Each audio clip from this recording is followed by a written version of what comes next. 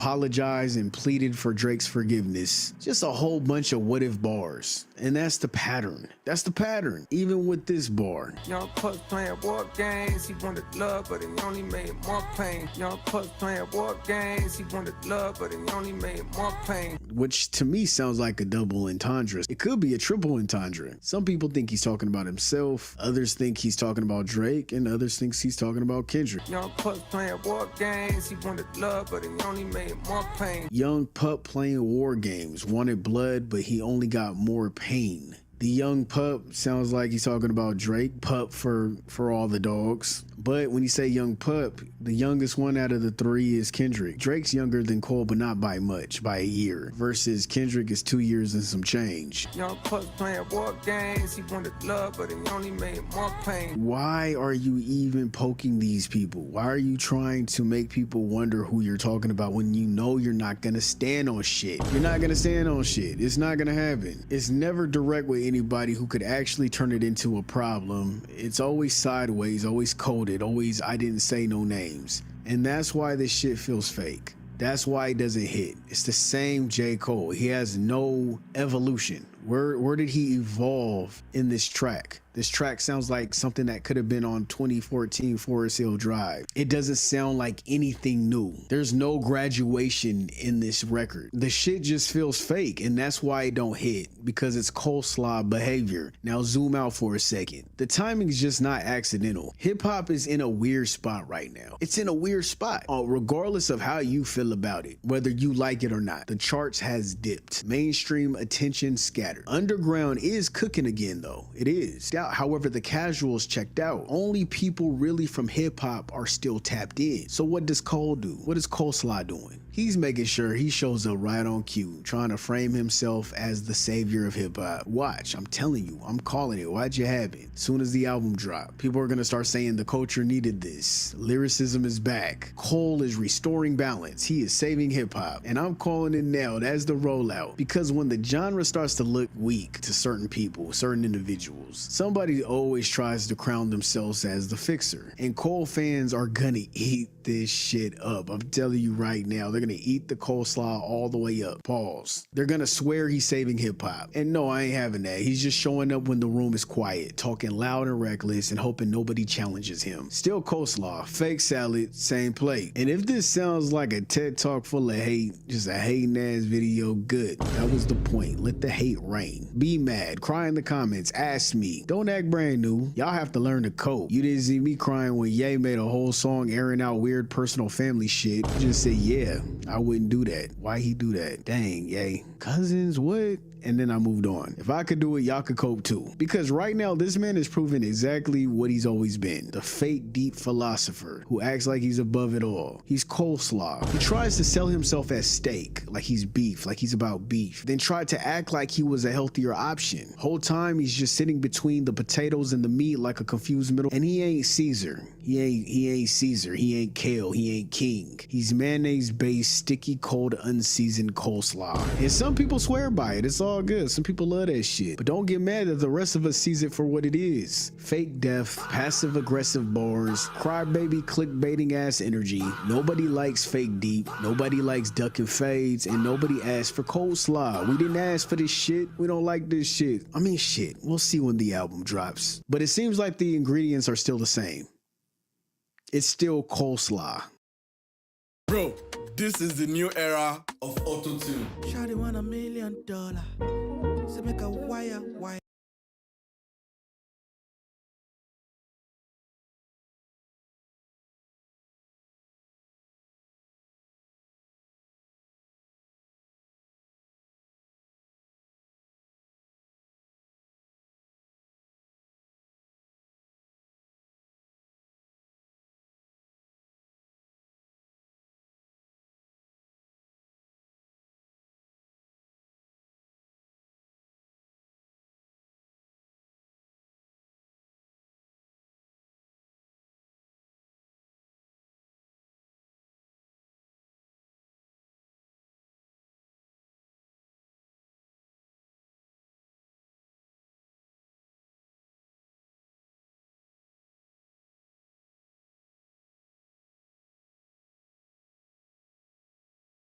pace to become a large creator, but then he quit. Nigga, no! Patrick CC! Let me calm down. You should put a text here, put an asterisk, and say, no, I was banned on YouTube for being right about COVID.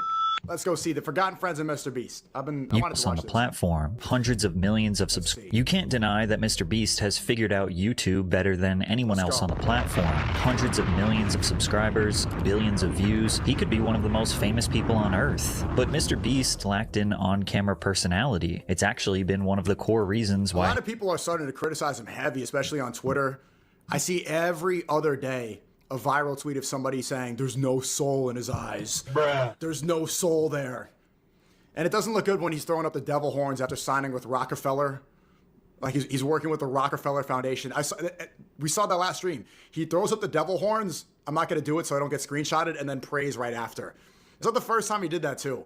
He's not even doing the rock hands because he puts his, I don't know why he's doing that. Especially when he knows that people are saying he has no soul and that his eyes are fake and he doesn't know how to smile correctly. Why would you throw up satanic imagery right after? Unless, and I really hope not. I really do hope not, to be honest with you. I know I saw it back in the day. He used to have Bible quotes in his banner. his channel is so successful. His early viral videos weren't built on emotion or storytelling or the audience deeply connecting with him on a human level. They were experiments, pure attempts to get views just for the sake of getting views. If I were to say what's my superpower, it's that I can just And that's why I didn't really rock with the content. I wasn't vibing with it. That's really what the separate. I know they're going to talk about me. He's going to talk about me in this video. That's really what it stemmed from. Is I was making YouTube videos, and I still do make YouTube videos because I want to make something that's dope. I don't care about the algorithm, and I don't want to. Obviously, you have to, but I try to ignore it. And his philosophy was always get views by any means necessary. Hack the algorithm, clickbait, thumbnail, retention. It wasn't about the content. It was how to go viral, and that was literally the opposite philosophy that I approach content with. And so it was never gonna work. obsess endlessly about something, and I can just have the same thoughts over and over again. It wasn't like it was work for me grinding YouTube for those 10 years or whatever where no one was really watching it. It's just like kind of who I am. And because he studied YouTube so closely, he realized that the most popular creators at the time didn't just make good videos, they felt like your friend. Regular people with ordinary lives, inside jokes, and real chemistry on camera. But Jimmy didn't have that, so he assembled a cast of personalities who could make his videos feel more human. That's what he would always say. He's like, I'm not that funny. And I think he said this on podcasts. I'm not leaking anything. But he's like, I'm not funny, so I'll just get funny people to be in the video. It's incredible. Like, he really became because YouTube was all about personality before Mr. Beast. It was all about, hey, it's Fred. It was all about what you could project onto the camera.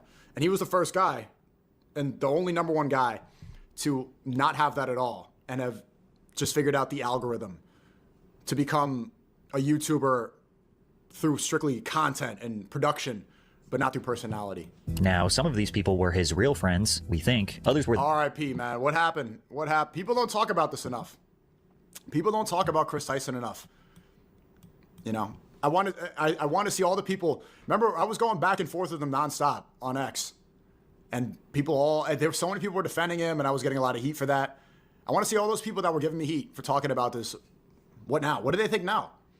You remember all that? I want to sort through that. Even Gideon. I like Gideon, but he was on stream defending Chris Tyson when I was saying that this guy's a pervert and he shouldn't be promoted in the videos.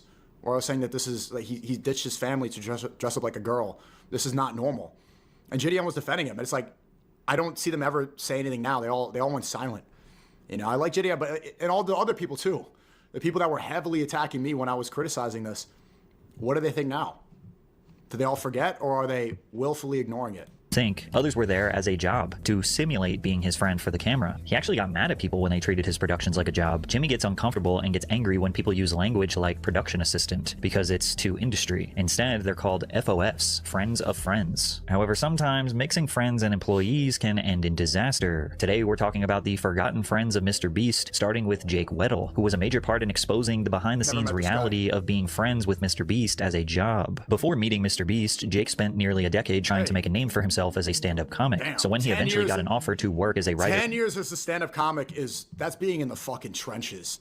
I don't know if a lot of people understand how miserable being a... Man, I'm sounding like... But being a stand-up comic is full-time. You make no money. Everyone's drunk. Everyone's depressed. Everyone's miserable. It's just the worst. It's like borderline therapy in public.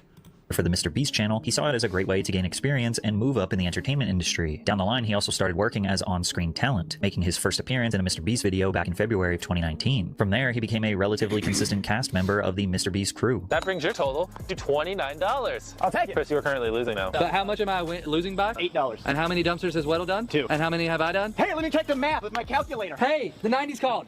That sucks. And even though it seemed like on camera, Jake was just having a fun time with his buddies, this was just his... Look when he was a normal guy, repeating jokes that he found on Reddit so that he could be the sidekick and be the comic relief of the group. Man, it's crazy to see what porn can do to somebody. Job. And the longer he stayed, the passion he once had for the work on the channel began to slip away, as his true ambition was to become a full-time comedian, which is why he ultimately decided to step away from the channel in October of 2020. Although Jake made it very clear that his departure was drama-free and amicable, specifically stating that he and MrBeast were still on good terms, even though he would later say this was a lie. Because me and Jimmy actually left on very good terms. I met with Jimmy before I left. He understood where I was coming from. I understood where he was coming from. There's no bad vibes either way. And despite his departure, Jake would still make occasional appearances in future uploads, like Hit the Target Win $300,000 and I Spent 50 Hours in Prison. There was no reason to suspect that there was any bad blood between Jake and Jimmy, which is why everyone was confused when Jake participated in one of the largest expose takedowns in YouTube history against MrBeast. A former MrBeast employee who goes online as Dogpack404 made a video titled, "I work for MrBeast, he's a fraud," which included allegations of MrBeast creating illegal lotteries, staging and rigging challenge videos, selling fake MrBeast signatures on merch, and so much more. But the second video of this expose was titled, "I worked for MrBeast, he's a sociopath," which focuses on the alleged workplace misconduct that was taking place, and Dogpack's star witness is none other than Jake Weddle. The culture around there was very unspoken, but there was a vibe. There was half the people who, if you made Jimmy happy, you were on the good half. And these people got random bonuses and were usually moved up, had more screen time. And then there was people who, if you had a disagreement or butt heads with Jimmy or just you didn't like it, you know, you were in the other half. And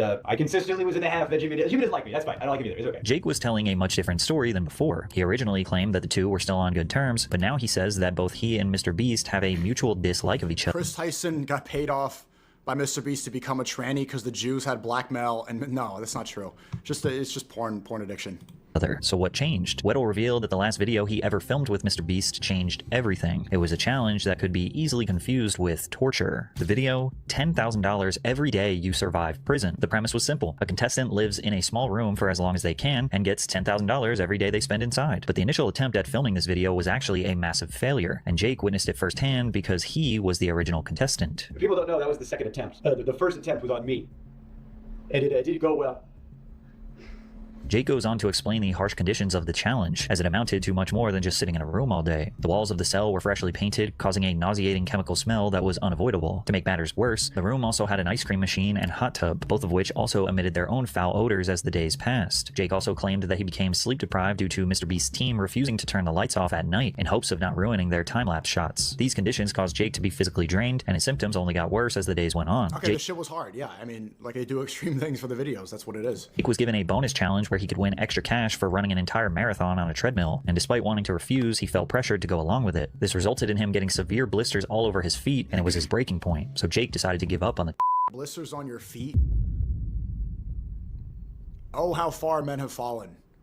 From working in the mines to fighting wars to not wanting to do YouTube videos because of blisters on your challenge. I got off the treadmill and people that came in to like ice my feet, you know, make sure I was good. Then that's when I was like, I'm done. I can't. I'm done. I'm out. Now, many people defend MrBeast in these situations by saying, oh, they volunteered, they could have left, nobody forced them to do this challenge, and all of that is true. Then again, the entire design of a MrBeast challenge is structured to push people right up to their psychological and physical breaking point, because that breaking point is the juicy entertainment you are waiting for. The best case scenario for MrBeast from an entertainment perspective is that the contestant is sleep deprived and starts to unravel emotionally, cries, panics, or pushes themselves physically far past what's reasonable. It's their suffering that creates the tension, the story. Imagine if someone went in there, meditated, stayed still, and didn't get— That's the only reason people want to watch these long challenges. They want to see you suffer.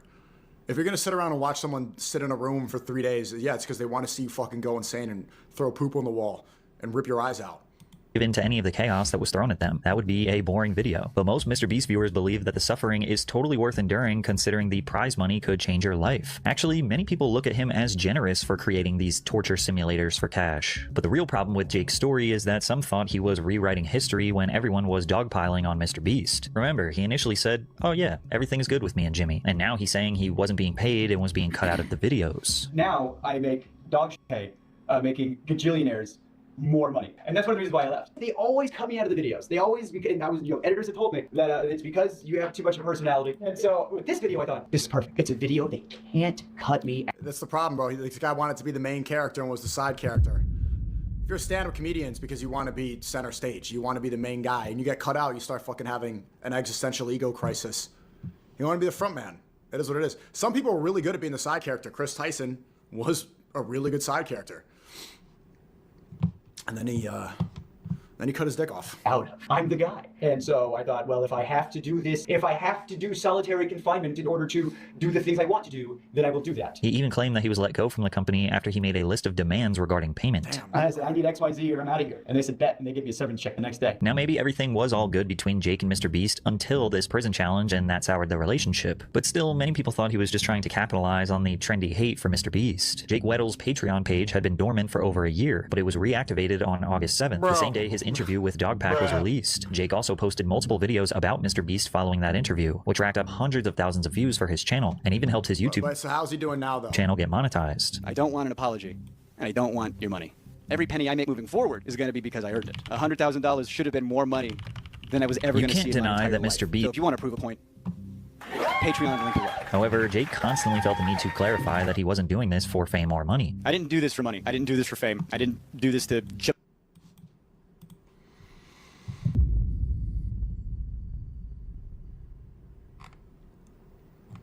See, that's why it's a trap to blow up on a gimmick or something, because then people only want you to do that gimmick. Mr. Beast told me when I did that first viral video, can white people say the N-word? Or would you say the N-word for $1? He's like, all right, do Spanish people say the N-word? Asians, Mexicans. It's like, no, I don't want to be the fucking guy. I'm not going to be the guy, and then people come up to you in public, you're the guy. You know? I don't think it's good to, you want people to like you for you. If people are just watching you because, yeah, this is bad, dude. Most popular, look at that, Mr. Beast, Mr. Beast, Mr. Beast, Mr. Beast. New Baldur's Gate build just dropped, and yes, it's a meme build. I don't really do videos like this on my... And he got the fucking... It's too bad. Now he looks like he has a soy boy cut and everything in the same light that they all have. How many of the commentary channels, like Cody Co clones, look like this, dude? Brutal. And he got the same tattoos as them. This looks like Curtis Connor, like every one of those... Hold on. You know, this breed of dude, bro, it's this... You know, day after day with these relentless attacks from women. Jumpstart my career. I wasn't trying to be an opportunist. I actually, I held my tongue for a long time because I made the calculation that that was the right thing to do based on the information I had. And once I found out some new information, that changed the equation. And this could have been believable until he uploaded a video titled, I Caught Jimmy in a Secret Recording, where he played a clip of Mr. Beast saying something bad about Jake, only to immediately say after that... Have you seen people that keep doing this about Ye, too? Unfortunately, Dave Bluntz did it. And I don't know if I've talked about that yet, but I'm really disappointed in Dave Bluntz. Because he didn't see the writing on the wall. How many people have snaked Ye and then their careers stopped right after? You get a drop of clout, you get some attention, and people clap your hand. Oh, wow, look, you fucking dissed the evil guy. And then people don't care anymore. Dave Bluntz had all the opportunities and made it. He made a lot of money. He had so many opportunities working for Ye, and then dissed him for no reason. Started saying that he got abused by Ye. And it was because it wasn't even a literal abuse. He said he got abused mentally because he got like manipulated into making songs he didn't want to make. And where's Dave Bluntz been since then? So disappointed. I mean, I like him, but fuck, man. Why would you do that? Why would you do that? It was AI generated. Jake knows what he wants. Jake knows what he thinks he needs. He's supposed to be a stupid state. Guys, if you're still balding in 2026, what are you doing? There's an easy solution. It doesn't cost tens of thousands of dollars. It doesn't involve surgery or weird shampoos. It's a once-a-day chew through his... Jake used this to clickbait viewers into watching another video where he continued to provide updates on the drama. He's just like doing the Candace Owens, Charlie Kirk method, but Candace Owens actually, you know, she's trying to do the right thing, but it's the same where you do a drama series and like, oh, I'm going to leak this now and I'm going to use this screenshot.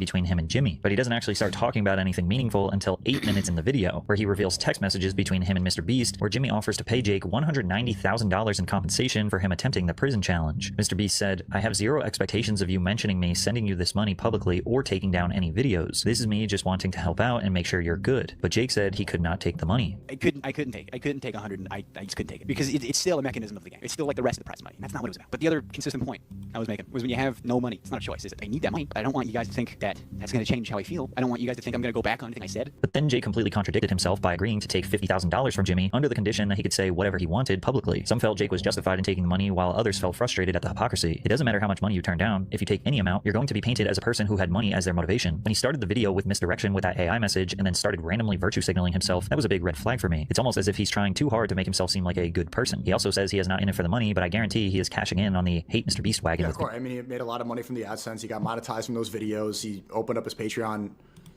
Whether Jake was ever truly Jimmy's friend is up for debate, but there is no debate when it comes to Chris Tyson. Chris was Jimmy's day one best friend. It was deeper than friendship. It was family, which is why when Chris was facing serious allegations of everyone moved on from this. Ah! Ah! Everyone moved on. Everyone. I know I was right about Israel before everyone.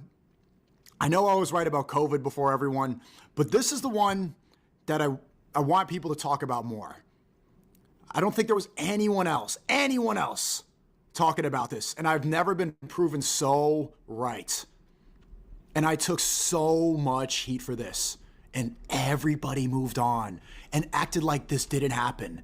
It was a race. Men in Black came up with the flashlight, and everyone forgot. grooming and or having sexual relationships with minors, as well as irrefutable proof that Chris was a fan of CP, Mr. Beast had to reevaluate his friendship with someone who helped build his empire from the very beginning. The overwhelming online dissection of Mr. Beast's inner circle reached new heights in 2023 when YouTuber SunnyV2 made a video called Why Chris Will Soon Be a Nightmare for Mr. Beast. Chris was widely known as SunnyV2 got so much heat for this video too, and I remember Mr. Beast replied to it and defended Chris, which is, you know, is somewhat admirable. He's slotting for his friend. You know, maybe he is promoting HRT to children, but I don't think he was seeing it that way. Hopefully he wasn't. But I remember this whole time. He's best friend since childhood. Chris was the very first subscriber to the Mr. Beast channel, which now sits at over 300 million subscribers, and was also regularly appearing in videos since the beginning. For the first 3 minutes, Sunny highlights Chris's sudden physical transformation, going from the image of a typical guy's guy, a gun-toting, beer-drinking, fishing country boy who grew up in the country. Chewing dip. Yep. Shot my first AK-47 with Chris. He was driving monster trucks. He was on a farm. This was like one of the most, he's the type of dude to have a man cave. This is why I knew that this was all a psyop. He not only did I see him get married, monster truck, AKs, but he was the type of guy to have, you know, like, this is the guy's room, and put an arcade game and, oh, we're going to get away here and smoke cigars. Type of guy to get like beard oil and drink Black Rifle coffee. You know, that performative masculinity thing. Yeah, I'm a dude. Side of North Carolina to painting his nails, growing his hair out, and dressing more feminine, and ultimately announcing that he started HRT, or hormone replacement therapy, which for Chris would be taking feminizing estrogen to transition his body and appearance to a female. And this was all before Chris had announced that he intended on identifying as female. This was a news story because transgender people will receive hate just for existing, because many people do not agree with their life point of view. They believe no matter what hormones, surgeries, or societal support they receive, they will— What do you think, Patrick CC? What do you think? Sitting on the fence here, you know, doing your little document, what do you think? never be the opposite gender they were born as, whereas pro-trans people simply say you are whatever gender you choose to identify with, because it's a spectrum and gender is merely a construct created by our society. Additionally, we learn that Chris got divorced. For a little over a year now, Meat and Katie have been separated, with this also confirming that Chris's transformation began as soon as his marriage came to an end. This started the narrative that Chris was a horrible father who was essentially abandoning his wife and child so he could be— Yeah. That's what happened. Or why was this even controversial? A woman, and Chris responded. This is just more dog whistling that somehow trans and GNC folks aren't safe around kids. Now, there's a much more objective way to look at why Chris's marriage may have ended. It's not like people just wake up one day and decide to be trans. It is a deep decision that they contemplate internally for years. So revealing that information to his wife and child would have been a shock to 99% of relationships, which was said best by Dante. That's crazy, because that comes into like, how long did you know? Did you know about how you were like as a person before you put a ring on this woman's finger? Did you know who you were as a person before you had that child with her? Because now you have involved two other people into this. Imagine literally any other secret your significant other hides from you for years. That would cause problems. So considering changing your gender would probably be at the top of the list of most important discussions to have before getting married and having children. This has become so common to the point where there is an organization called Straight Partners Anonymous, a support organization for straight heterosexual people who discover or are told that their partner is LGBT and need help in coping with this discovery and support in their decision about what to do next. At the time, many people labeled SunnyV2's video as nothing more than a transphobic hit piece. I remember this tweet. Yeah, this is getting absurd. Chris isn't my nightmare. He's my fucking friend and things are fine. All this transphobia is starting to piss me off.